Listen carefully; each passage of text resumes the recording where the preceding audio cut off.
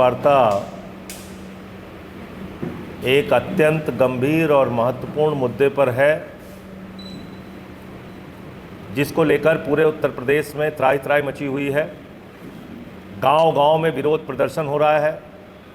लोगों के मन में भारी गुस्सा और आक्रोश है और ये मामला है पूरे प्रदेश के अंदर करीब करीब 27,000 सरकारी स्कूल बंद करने का मामला।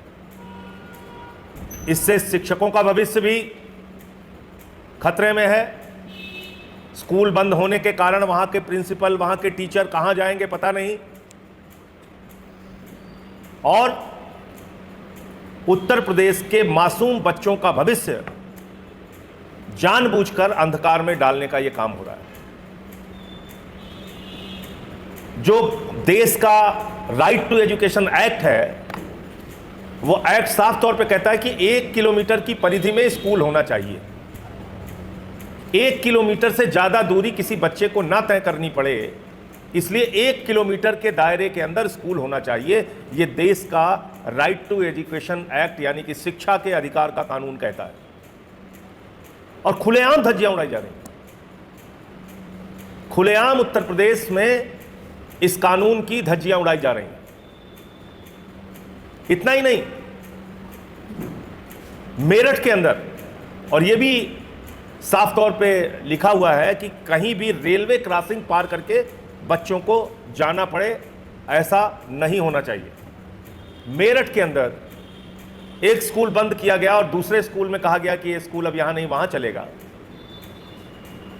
और वो स्कूल क्रॉसिंग पार करके है, रेलवे की क्रॉसिंग पार करके है।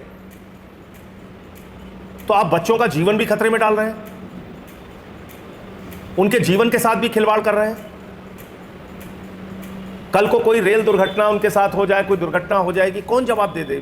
क्या मोदी जी इसका जवाब देंगे? योगी जी जवाब देंगे? कौन इसका जवाब देगा? तो अभी कुछ जनपदों की लिस्ट मेरे पास हाथ में आई है और इसके हिसाब से हम अपने कार्यक्रम बना रहे हैं। कल उत्तर प्रदेश के 72 जिलों में, 3 जिलों में प्रदर्शन नहीं हो पाया, 72 जिलों में आम आदमी पार्टी का जोरदार प्रदर्शन हुआ, जिसमें हमारे नेताओं को घसीटा गया, मारा गया, पीटा गया, लाठियों से पीटा गया, लेकिन वो लड़ते रहे। लखनऊ का दृश्य आप लोगों ने देखा होगा, किस तरह से हमारे नेताओं के साथ बदसलूकी की गई। क्या जुल्म है उनका? क्या जुल्म कर दिया उन्होंने? क्या अपराध कर दिया?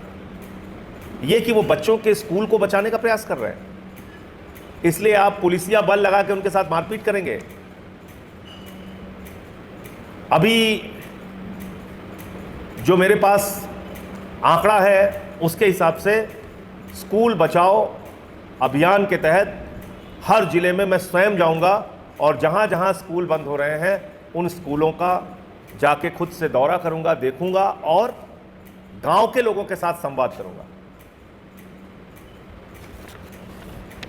एटा में 925 स्कूल बंद हो रहा है, लखनऊ में 445 स्कूल बंद हो रहा है, चित्रकूट में 50, सीतापुर में 208, श्रावस्ती में 44, संभल में 150, अमरोहा में 48, सोनभद्र में 84, बांदा में 106, उन्नाव में 336, मैनपुरी में 315, कासगंज में 40, बुलंदशहर में 200, मऊ में 341, सुल्तानपुर में 444, फतेहपुर में 565, प्रयागराज में 400, चंदौली में 96, मुजफ्फरनगर में 76, मेरठ में 100, बलिया में 26, झांसी में 159, चित्रकूट में 50। ये पूरे आंकड़े हैं जो मेरे पास अब तक आए हैं कि इतने विद्यालय अलग अलग जिलों में बंद हो रहे हैं। तो जिन जिलों में, और बहुत सारी जगहों पे स्कूल बंद हो चुके हैं, योजना 27,000 स्कूलों को बंद करने की है और बहुत सारे जिलों में सरकारी स्कूल बच्चों के बंद हो चुके हैं। तो स्कूल बचाओ अभियान के तहत आम आदमी पार्टी के सभी जिला पदाधिकारी और कार्यकर्ता, सभी हमारे फ्रंटल के अध्यक्ष और नेता अलग अलग जिलों के अंदर जहां सरकारी स्कूल बंद हो रहा है उन गांवों में जाएंगे, उन गांवों में प्रवास करेंगे, उन गांवों के लोगों के साथ संवाद करेंगे और वहां पर सभा करेंगे और हम लोगों को जागरूक करके इसके ऊपर एक बड़ा आंदोलन उत्तर प्रदेश के अंदर खड़ा करेंगे। मैं स्वयं इन जिलों में, जिसकी सूची मैंने आपके सामने पढ़ी है, 9 जुलाई से इन जिलों के अंदर जाऊंगा जिन स्कूलों को बंद किया जा रहा है या बंद कर दिया गया है, उन गांवों में जाके वहां के लोगों के साथ संवाद करूंगा, स्कूल बचाना हमारे लिए सबसे बड़ी प्राथमिकता है।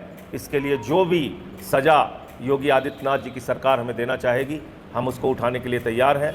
आम आदमी पार्टी ने हमेशा स्कूल और अस्पताल, दो चीज़ों को प्राथमिकता पे रखा है। हमारे लिए बच्चों की शिक्षा और लोगों का इलाज, ये सबसे बड़ी प्रायोरिटी है, सबसे प्रमुख मुद्दा है। जो काम हमने दिल्ली के अंदर करके दिखाया, मान लेते हैं आपकी जो काम हमने दिल्ली के अंदर करके दिखाया, पंजाब में हम कर रहे हैं। हम चाहते हैं उत्तर प्रदेश की भी स्वास्थ्य की व्यवस्था, शिक्षा की व्यवस्था बेहतरीन हो, विश्वस्तरीय हो, किसी को प्राइवेट स्कूल में धक्के ना खाना पड़े और सरकारी स्कूलों को बेहतर बनाया जाए। वहाँ बच्चे बैठ सकें, वहाँ बच्चों को मिड डे मील में अच्छा खाना मिले, वहाँ पंखे का इंतजाम हो, कूलर का इंतजाम हो, वो जाएँ तो उनको लगे कि हाँ हम अपने स्कूल में आए हैं। आज आप कहते हैं 50 की संख्या पूरी नहीं हो रही है, कहीं 20 बच्चे हैं, कहीं 30 बच्चे हैं। आपने सोचा क्यों ये 20 और 30 बच्चे हैं? क्योंकि आप उनको मिड डे मील में नमक रोटी खाने को देते हैं, नमक भात खाने के लिए देते हैं। जो स्कूलों में जाने का एक उत्साह गरीबों के बच्चों का था कि पढ़ाई भी करेंगे और भोजन भी मिलेगा, वो आपने ख़त्म कर दिया उत्तर प्रदेश के अंदर।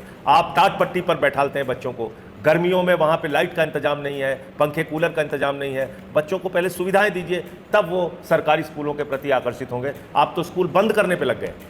तो इसलिए हम लोग स्कूलों को बचाने के लिए पूरा अभियान चलाएंगे। मधुशाला नहीं पाठशाला चाहिए, मधुशाला नहीं पाठशाला चाहिए। स्कूलों को बचाना है, बच्चों का भविष्य बचाना है। ये हमारा पूरा अभियान जो है वो उत्तर प्रदेश के अंदर 9 जुलाई से शुरू हो रहा है। और कल जैसा मैंने आपको बताया कि साथियों ने पूरे उत्तर प्रदेश में ज़बरदस्त विरोध प्रदर्शन किया है। 72 जिलों के अंदर, 3 जिलों में हमारा प्रदर्शन नहीं हो पाया, 72 जिलों में कल प्रदर्शन हुआ है। और आगे 9 जुलाई से हर जिले के अंदर हमारे फ्रंटल के अध्यक्ष, हमारे प्रांत के अध्यक्ष, हमारे जिलों के अध्यक्ष, हमारे प्रांत के पदाधिकारी और प्रभारी जिलों के, ये सब विधानसभाओं के अध्यक्ष, ब्लॉक के अध्यक्ष, ये सब इस मुहिम में जुट जाएंगे कि गांव-गांव जाएंगे और लोगों को जागरूक करेंगे जहां पे स्कूल बंद किए गए। मुझे